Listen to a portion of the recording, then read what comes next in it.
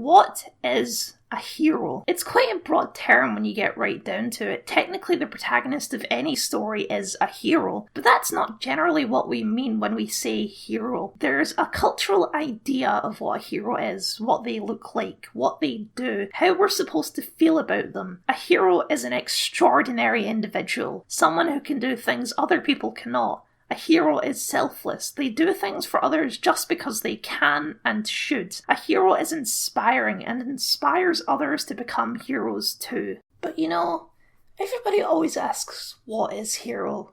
Nobody ever asks, how is hero? Hi, I recently watched the Netflix She-Ra reboot. And then 2 weeks later I watched it in its entirety again. So suffice it to say, I really liked it. There's plenty about the show to love, and maybe more importantly, plenty about the show to analyse. Catra's series-long art of dealing with and processing abuse is, I'm sure, the subject of many video essays here on YouTube. I don't know why I phrased it that way. I know there is. I've watched them. Scorpia's journey of self-acceptance and self-value is a delight to watch. Glimmer and Adora's relationship and how it goes from close friends to bitter rivals in an ideological battle, there's a lot to analyse there. Anyway, one of the most compelling parts of the show to me is how it serves as a deconstruction of the archetypal hero. Adora is a hero, she fits every definition I just listed, and yet the show does not take it for granted that these character attributes are a net positive. What do I mean by that?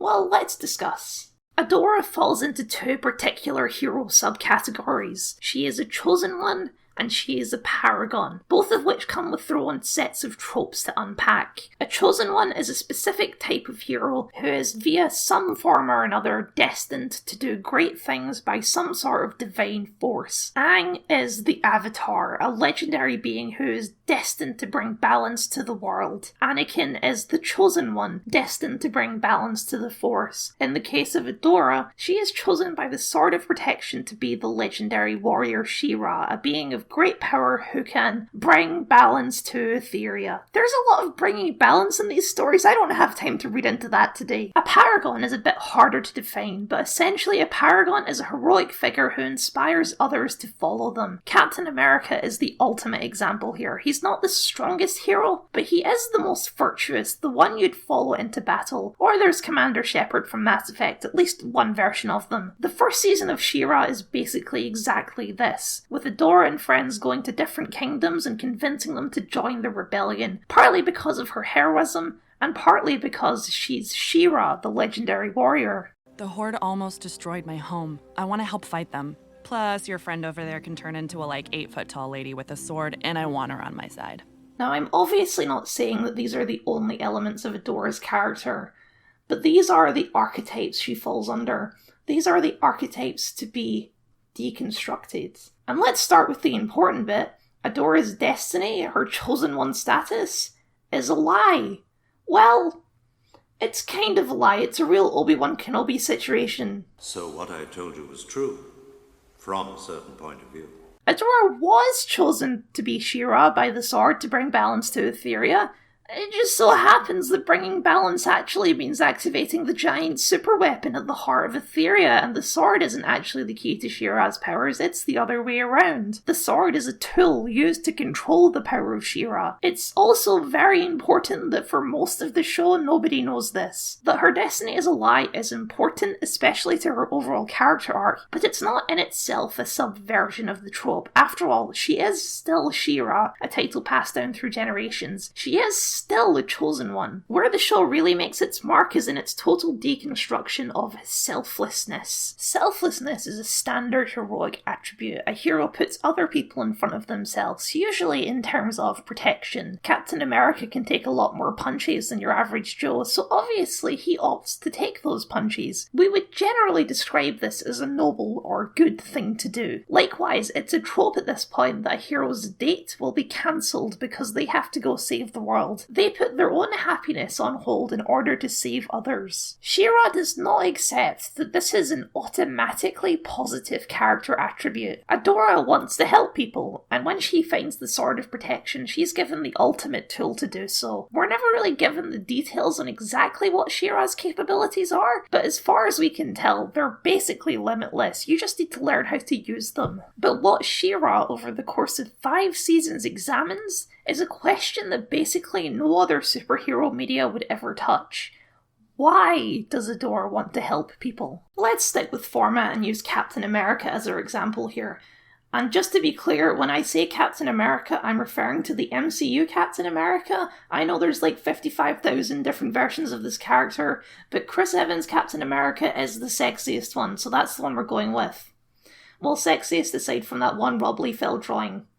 Obviously, you know that. So in the first Captain America movie, we're introduced to a pre-super serum Steve Rogers. He's small and weak, but he has a big heart and he wants to help people, even though he lacks the ability to do so. His frailness consistently gets him rejected from the military until one day he meets a German scientist and becomes a super soldier. Okay, fine. Why does Steve Rogers help people? Well, because he's Captain America. It's what he does. The question is axiomatic. He helps people because it's what he does. He doesn't do it for glory, he doesn't do it to prove anything, he does it because he thinks it's what he should do, and there isn't any deeper than that. Maybe you're thinking, why does that matter? Isn't helping people good? If you have the power and the ability to do so, shouldn't you? And the answer is yes, of course. I like Captain America, but I wouldn't call him realistic. And I don't mean the super serum, because hell, Chris Evans just actually looks like that. Captain America is in many ways the ideal superhero. He is uncompromising, and he will always do what's right no matter the personal cost. What makes his movies interesting is not any kind of personal drama or growth, it's watching this perfect man navigate a complicated and imperfect situation. Let's then ask the same question of Adora. Why does Adora want to help people?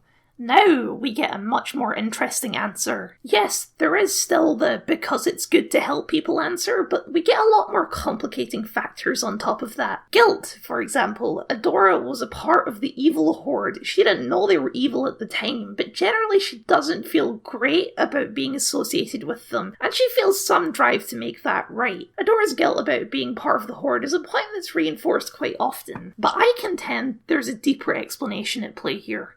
Well, I say contend, this is pretty explicit in the show. Adora values the lives of others more than she values her own. Let's pause for a second. Is that weird? Not really. Can you name a superhero, a hero, a run-of-the-mill protagonist that trait doesn't apply to? Forget Captain America, even your edgiest gun-boy anti-hero fits that bill. Hell, he probably fits it more. And isn't the fact that that isn't weird? Weird? I mean, a heroic sacrifice is so common that it's old hat by this point.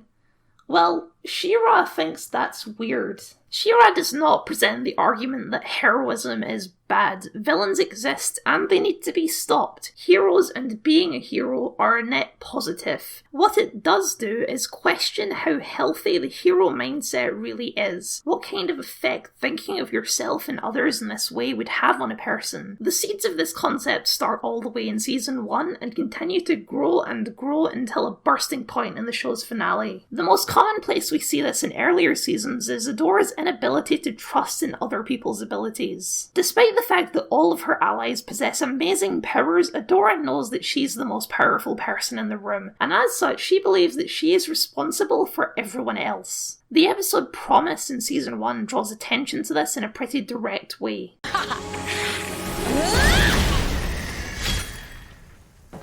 Are you okay? I had it. Sure you did. We need to make sure we stay together from now on. The truth is, Catra did actually have that, and Adora is being mighty condescending here, which I think is quite telling. To Adora, the very idea that Catra didn't need her help here is, a joke. This plays into a different arc, which is the extremely complicated relationship between Catra and Adora, which isn't the main focus of this video, but it can't not come up a couple of times. We can even see the roots of this behaviour established in this episode. Not to get too psychoanalytic, but we see in this flashback that when the two of them got into trouble, only Catra was the one to get punished, and Adora was told it was her fault. Because Shadow Weaver is the worst. This is at least partly the cause of Adora's issues, and definitely one of the reasons she's quite so condescending to Catra. She's been taught since childhood that she needs to be responsible for her actions. Also, they're in love, like, so obviously. Even in season 1, it's not subtle at all. Maybe Catra's not the best example here. There's a lot of reasons Adora is overprotective of Catra. How does Adora react when helping people that aren't Catra? Well, I don't want any of you risking yourselves. She-Ra can do this alone. This is what she's for. Adora, not even She-Ra can take out an army of Horde soldiers all on her own. Then what good is she? You want to know the worst that can happen? Fine. I'm the heaviest hitter, so Catra will separate me right away. Trap me, take my sword, do something so I'm helpless when she turns on you. She knows everything about me, exactly what I'll do, exactly how to take me out. They'll overwhelm Frost and Remista with bots. They'll fire on Perfuma and use her to draw Bo out into the open, pinning him down between the bots and the Horde soldiers. Glimmer will teleport in to save him, but she won't have enough magic left to get out, trapping them both. Catra will make me watch all of it before she finishes me off, and then everyone is gone, and the Horde wins a war, and Etheria crumbles, and it's all my fault! Adora's primary insecurity in the whole show is the fear of failure, and that's because she holds herself to a significantly higher standard than everyone else. This idea that any kind of failure is specifically her fault comes up a lot, and that's one of the things I really like about the show.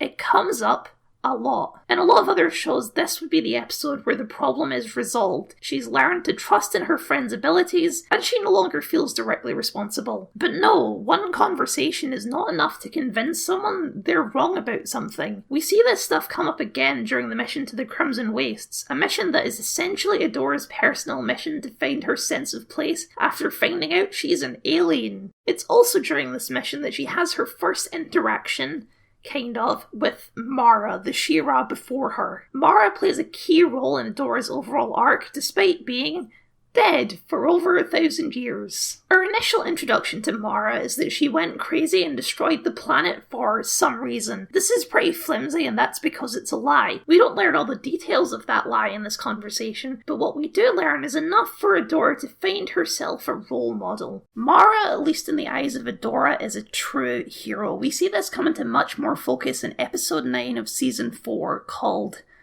Hero. Look, I did say the themes are pretty explicit, didn't I? But I'm skipping ahead here a wee bit. Let's get back to Adora's belief that she is responsible for everything, because that is a point that the universe likes to reinforce. There's a lot of things that only Adora, or rather only She-Ra, can do. For example, only She-Ra can heal the runestones, only She-Ra can activate First One technology, only She-Ra can prevent Catra from destroying the whole world with a booby-trapped teleporter.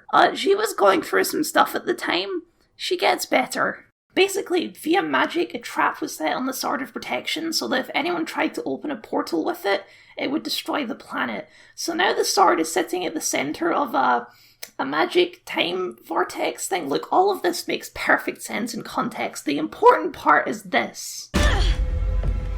You broke the world, and it is all your fault. No, it's not! This is the first proper chink in the armour. Up until this point, Adora had been blaming herself for the situation because, well, she lost the sword. If she hadn't lost the sword, then the portal machine wouldn't work and Catra wouldn't have been able to pull the lever. But with a little push from Catra, albeit not exactly what she was trying to do, she can see the situation more clearly. I didn't make you pull the switch! I didn't make you do anything! I didn't break the world, but I am gonna fix it. Yes, she lost the sword, because Catra took it. Catra knew the consequences of pulling that lever, and she did it anyway. That is not on Adora. It doesn't end up being Adora who saves the day. Queen Angela flies up to make that sacrifice instead. Although worth noting that Adora was resigned to that fate. Tuck that away in your noggin. Accepting non-responsibility was a good start, but unfortunately there's more things that only She-Ra can do. For example, only She-Ra can control and harness the magic at the heart of Etheria that will destroy the entire planet along with a big chunk of the galaxy. Oh right, that's still a thing. Via forces beyond her control, aka Glimmer being a wee bit power hungry, the heart of Etheria is activated and the power starts flowing into her. She has two choices: let the weapon fire, killing countless people, or shatter the sword, the source of her powers. She doesn't even hesitate, and to be fair, that was very obviously the right call. But that's the thing, isn't it? She was right. Everything is her responsibility. It was all along. This attitude comes back with a vengeance for the beginning of Season 5. A new, bigger, badder threat has emerged in the form of Horde Prime, and a She-Ra-less Adora is determined to be on the front lines. Only now she doesn't have the power to match the attitudes. We see multiple instances where Adora charges headfirst into battle in front of everyone else despite not having the power to do so effectively. So she keeps needing to be saved by her fellow princesses. Adora is also plagued by nightmares of a sort, visions of She-Ra that she doesn't understand. Let's talk about destiny. Okay, sure, subtle as always, but I'm thinking more broadly than that. I've kind of glossed over Adora's chosen one status so far, so let's address that now because it's about to be really important. Adora finds a lot of comfort in the idea that she has a predetermined destiny, particularly when she thinks she's about to die. For example, just before Angela sacrifices herself to close the portal, they have this exchange. Adora, you'll come back too, right? I have to do this. This is my destiny. Oh, Adora. No. This is not it. Adora has a hard time accepting that she's worthy of being She-Ra, another one of those valuing others more than herself type deals. So the idea that it's out of her control, some kind of non-understandable mythical force did it, is comforting to her. But of course we know that's not true. Light-Hope constructed all of this so she would set off a massive super weapon. This was always her destiny, to be a tool in a 1,000-year-old AI's pre-programmed mission. She defies that fate, of course, but who is she now? Who is Adora without a destiny? I don't know what my destiny is anymore. But I know my friends need my help. I guess I'll just figure it out from there. Thanks for everything. Whoever she decides to be. Or maybe not. Maybe Destiny has one more kick to give after all, as was also subtly set up earlier in the show. She-Ra is not a sword. She-Ra is you. She may have destroyed the sword, but Adora is still She-Ra. The power was always coming from her, but now it needs a new power source. You can consider the sword a bit of a cheat code, because the real source of She-Ra's power is love.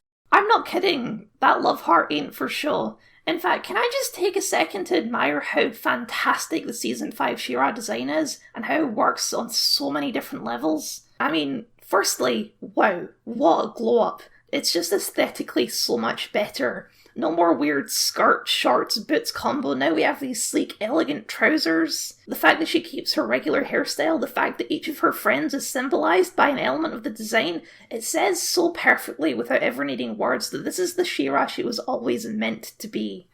The sword was always holding her back. Right, yes, sorry, power of love. It's no coincidence that She-Ra's powers come back in order to save Catra, as I mentioned before, in love.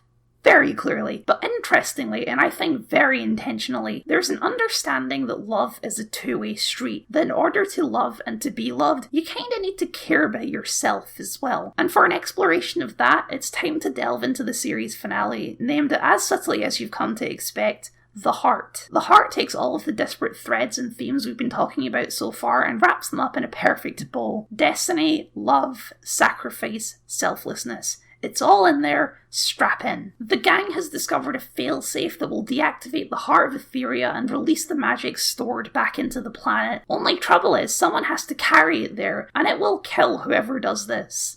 Except for She-Ra. Adora, like she has many times before, accepts this completely, but Catra isn't so convinced. Hot off the heels of her own character arc, Catra recognises self-destructive behaviour when she sees it, but things happen and Adora takes the failsafe. So Catra leaves. She won't watch the woman she loves destroy herself. That's our stage set for the finale, all the pieces in place. Let's start tying those threads. Destiny. As we've seen her do many times before, Adora decides that it's her destiny to die delivering the failsafe to the heart. She's losing control of She-Ra because, as Shadow Weaver puts it, She-Ra is a being of pure magic. To unleash her full strength, you must be focused, clear-headed. But you're letting your emotions pull you in too many directions. Catra, she distracts you, confuses you. And how many times have we heard that before? How many mentors have told their respective heroes that love is a distraction, that duty must come above all else? Adora is willing to buy it, and I wager you are too. I did. Yeah, she's unfocused, so her powers aren't working. Seems pretty legit to me, I don't know. Although I should have remembered that Shadow Weaver sucks and doesn't know what she's talking about. This is not Adora's destiny. Adora never had a destiny beyond what she makes of it. Sacrifice. Sometimes you need somebody to call you out on your nonsense. And who better than your own role model? Why does the hero usually die in the end? Why should they? How many times have we seen Adora sacrifice her life over the course of this show? How many of those could have been her heroic end? Mara lays it out straight. She died alone. In a crash, in the middle of a desert. She didn't want to die, but she did what she thought had to be done. I never wanted to die. I sacrificed myself so you would never have to. Why are you doing this, Adora? It's better this way. My friends will be safe. They'll be happy. And you? What do you want when this is all over? It doesn't matter. I'm She-Ra. This is what I'm supposed to do. You're worth more than what you can give to other people. You deserve love too. You're so close, Adora. Don't give up yet. The failsafe was designed by a group called the Friends of Mara. Were these the people Mara died to protect? Probably, it's never stated, but I'd like to assume as such. Were they happy about her sacrifice? There's a finality to a heroic sacrifice. Once you're done. You can't be around for the next problem. But there's a selfishness in a heroic sacrifice too, especially to those you love. Catra understands this, that's why she leaves. Love. Shadow Weaver had it the wrong way around. Catra wasn't confusing Adora, she was. She-Ra is powered by love. Catra makes Adora happy. The times we see Adora struggle to summon She-Ra are the times that she's focused on duty. The times she's putting the mission above herself. When things are at their darkest, when the heart is seconds away from being fired and Adora is dying on the floor below, she sees a vision. It's the future. She's at Brightman. She's older. She's wearing a dress. Catra comes into the room being chased by Glimmer with a hairbrush. It's a very dull, very suburban moment. Some friends prepping to go to a party. It's what Adora wants. In the end, it's not the fate of the universe. It's not determination to stop the bad guy that saves the day. It's that vision. It's her own happiness. You love me. You're such an idiot. I love you too.